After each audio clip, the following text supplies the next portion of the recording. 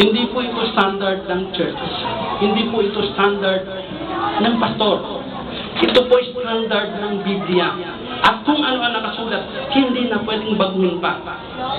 Amen po? Kaya nga sabi ko, kahit mga kupit natin, magagamit mo para pangalan ng Diyos.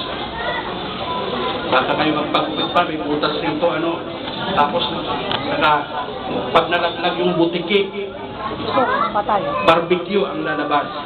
Tayo ay mga Kristyano na gamitin natin kahit kupit, kahit pananamit, kahit sapatos, kahit mga anumang bagay na mayroon tayo gamitin natin para sa Diyos. Bakit? Tayo mismo ang hinihingi ng Diyos na gamitin natin ang ating sarili para maparangalan ng Diyos. Ganito po ang sinasabi sa 1 Peter chapter 2 verse 9. Datapot tayo ay isang lahing hinirang, mga saserdote ng hari. Hindi po kayo, hindi po ako, hindi po tayo lahat basta-bastang mga taong naririto sa lugar na ito. Tayo po ay mga saserdote ng hari. Hindi tayo ang ambassador ng ating bansa namin. Hindi tayo o kung sino-sinong mga taong sa mataas na kinalalagyan. Ang kinalalagyan po natin ay isang mataas na bahagi, isang posisyon na kung saan tayo ay saserdote ng ating hari. Ang Diyos. Kaya isipin ho ninyo, hindi ko tayo basta-basta. Ang Kristiyanong walang patutuwa ay hindi totoong Kristyano. Kaya ang Kristyano ay nakikita sa loob, sa labas, at sa lahat ng nakikita natin mula buong hanggang dulo ng ating daliri ay makikita ang Diyos na nagpaparangal, na binibigyan po natin siya ng karangalan. Amen po? Yes. Kaya wag ko kayong mahiya.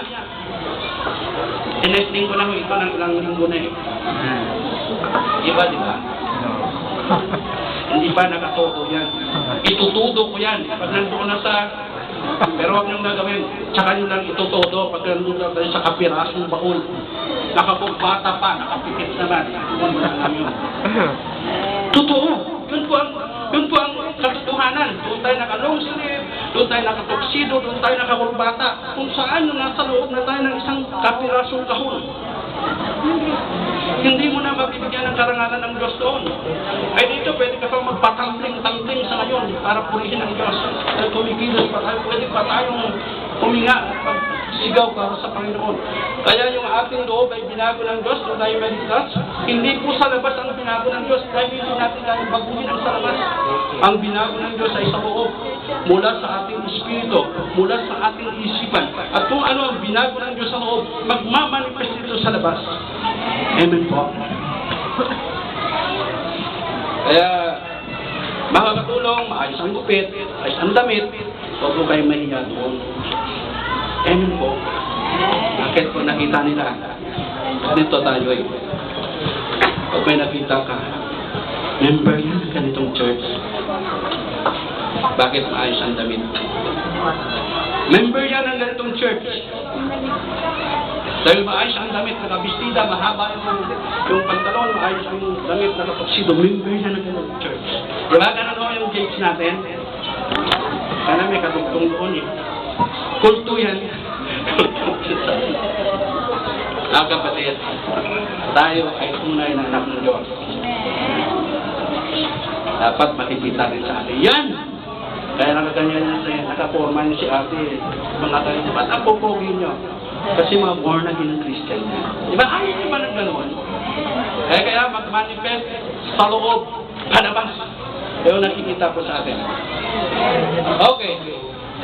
Sabi niya rito, isang bansang banal na nakatalaga sa Diyos, tinawag niya mula sa kadidiman tungo sa kahangahangang liwanag upang isayag ang mga pagpupuri sa Kanya.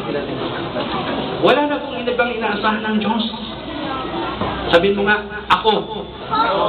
Tayong lahat. Okay.